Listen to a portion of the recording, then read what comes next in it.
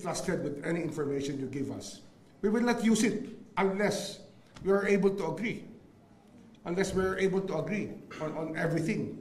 Yun nga, sabi ko nga, they'll have to make a sworn statement again later on, and they'll have to have an agreement with us.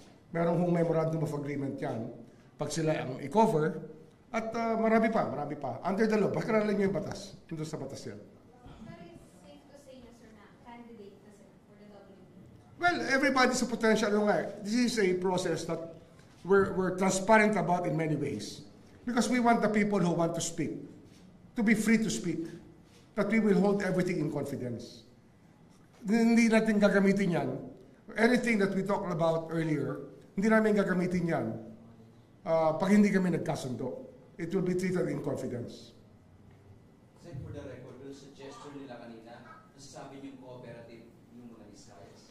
I think that they're really looking for a solution to their problems. Sir, how long do you think this evaluation process will be? Marami kasi I have to consult with some of the researchers who are deep into the subject matter already. We will have to get more background questions that we will need. Ano yan eh, it's a process talaga. Kailangan talaga ano natin ang gusto. Sir, nag-reach out po ba sa inyo si Senator Marcoleta regarding the meeting? Hindi, we were together yesterday. In fact, I spoke to Curly Discaya in front of Senator Marcoleta. Ano po, sir, yung, if you can share, ano po yung... No naman, sabi ko nga, we were willing to evaluate. That's it. Yun eh, it's a process eh. Wala naman dyan instant, walang instant dito. Sir, yung Vizcaya, yung nag-initiate na they want to go here po ngayon?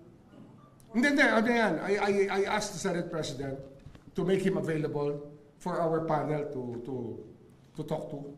Kasi this is the thing that when these things happen, I need a panel of people to be there so that we can record, not really record, but note the different things that have to be noted. Sir, kanina ba parang ready na silang mag-tell all?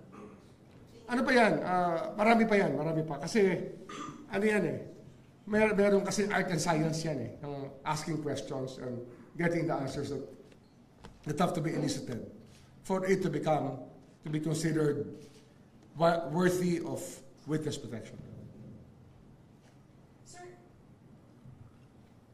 Sir, may iba pa po bang nagparamdam o lumapit po sa inyo na nais pong magpa-evaluate? Marami meron nang napaparamdam na iba pa. We will get them one by one to talk to us. Kasi nga, ano yan eh, this law was created in 1991 precisely because of the need for justice to prevail in our country. 1991 pa itong batas na to eh. So, many people know that witness protection is hard to come by. Hindi naman talaga ganun kadali yan. Kasi nakakatakot kayo ng tumistigo pag ang kalaban mo may capability na makasakit ng tao. Diba? Mahirap yan eh. It's something that you really will seek out witness protection because there is a need for it. Kaya kami, we're doing our role, we're following the law, and we cannot divulge details about the conversations that we had or the conversation that we had this morning. Sir, gaano karami na yung lumalapit po? We have 2 or 3 more for next week, but a lot more in the coming days, I think. Ano yan? We have to really. It's a process that has to happen because we have to be able to validate and verify information. Sir, ito po ba ay mga pangalang lumalabas na, kasama na sa investigasyon? Thereabouts. What you know and what I know are not too far apart. Tapos, sir, while bukas po kayo na tumanggap, nito nga po mga gustong maging ma-evaluate for WPP, ano naman, sir, yung pwede nilang harapin kung kasinungalingan o hindi totoo? Wala sila. Pagka nasa program ka na and hindi ka na tumupad sa usapan, they can be liable for perjury. And perjury is actually a very serious crime. You cannot take it lightly. Sir, balikan ko lang po yung Tito 4 na possible next week. Part po ba sila ng top construction firms na... Hindi lahat. Hindi lahat. Merong isa yata na kasama rin sa top 15. Pero meron ding hindi kasama. Sir, taga-DPWH po ba? Meron kaming gustong kunin sa DPWH. Pero wala pa. We will have, I will still coordinate with the Blue Ribbon Committee on this matter. Kasi syempre we have to help each other because the great pains that Senator Lacson has gone through to research about the subject matter, we have to respect that. And we have to take the cue from them on how to go about this matter. We cannot just take over and say, mali kayo, kami tama. Hindi po ganun to. It's one branch of the government helping another and trying to go through a process so that we can have our goal fulfilled. And our goal is to fight corruption. Secretary, pati po sa naging pag-uusap niyo kanina, masasabi naman natin credible witness ng mga diskaya. I cannot comment on that. We have to wait for the process to finish. We have to wait for the process to finish. Sir, hindi ibig sabihin, papasok sila sa WPP, magiging witness na sila. Kaya nga, proseso to eh.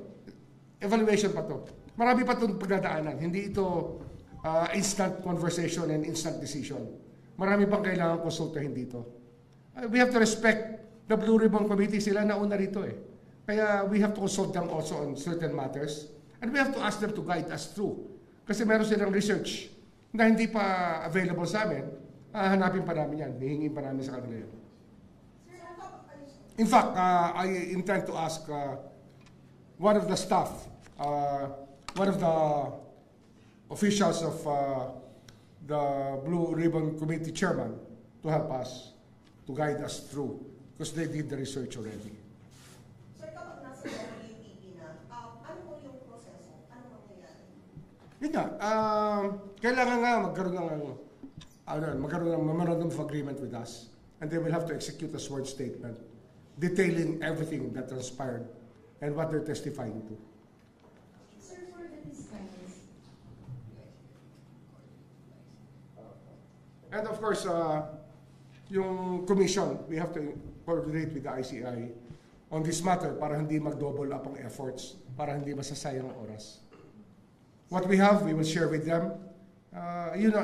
This is a many-pronged approach to solve one problem. so sir, ano na po yung next step ngayon? After nyo makausap, may susunod pa po ba kayong pag-uusap? Meron pa. We will arrange it with the Senate President and the Blue Ribbon Committee Chairman. Kailangan talaga yan. Meron talagang coordination lahat ng bagay. Sir, on a related issue. Sir, today nag-file po ang NBI ng mga reklamo against contractor in a project related to flood control. Ano pong pinapakita po nito doon po sa ating pong investigasyon patungkol sa mga maanomalyang mga proyekto? I-evaluate natin yan, but we will have to look at the jurisdictional matters first. Papa-evaluate din natin yan sa ating office, the people in the leadership. Kasi nga, we have a MOA with the Ombudsman. We cannot prosecute everything. The Ombudsman is the lead when it comes to graft and corruption. Republic Act 3019 and other laws are usually lodged talaga with the Ombudsman. But the memorandum of agreement that stands between the Ombudsman, Office of the Ombudsman and the Department of Justice is still there. So we will have to coordinate that. We can do preliminary matters, and if they tell us, please turn over all the matters, all the information to us, we will do that. Kasi sila talaga ang lead dyan. Pero sir, paano po kung yung inireklamo ay isang gusto rin naman pong mapailalim sa ating pong WPP?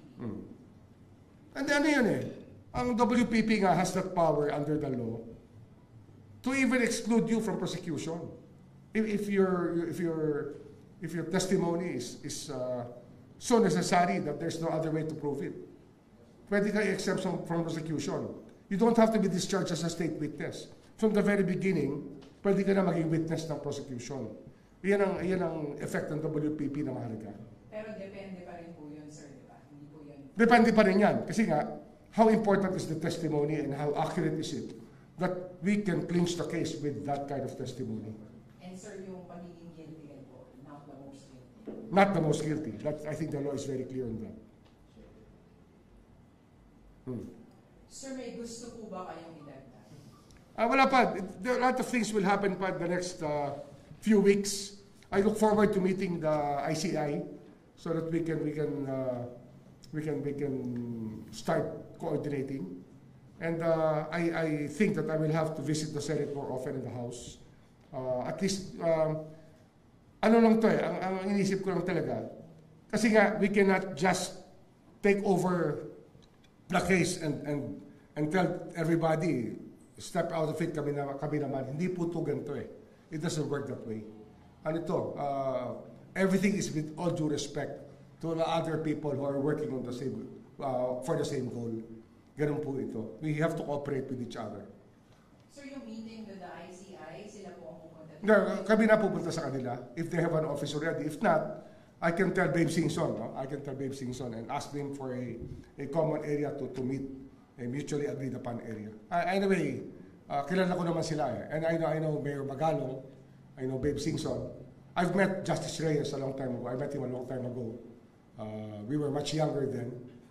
But it's a small world. Actually, ano yan, we will be very professional about what we do here. Okay? Thank you. Last na lang, sir. Yung sa DPWH na nabanggit mo kanina, ano yung gusto niyo gawin sa kanya? I-under lang siya ng WPP for protection o gusto niyo siyang maging witness? Meron kaming gustong evaluate the witness from DPWH. Meron kaming gustong evaluate the witness. Evaluate for witness protection. Pero ano to, basta we'll work on it. We're working on it. I have asked a few friends in the Senate to help us start the process also. Sir, bakit siya? Bakit niyo gusto makausap or maipasa? Alam mo, may mga vital link yan. Alam mo naman tayo. We have to create the links and connect the dots. And sometimes they're the most important pieces of the puzzle to connect the dots. Yan lang yan eh. Diba? You're trying to solve a puzzle. Okay? Thank you. Thank you for watching. Don't forget to like, share and subscribe for the latest hot news of the press.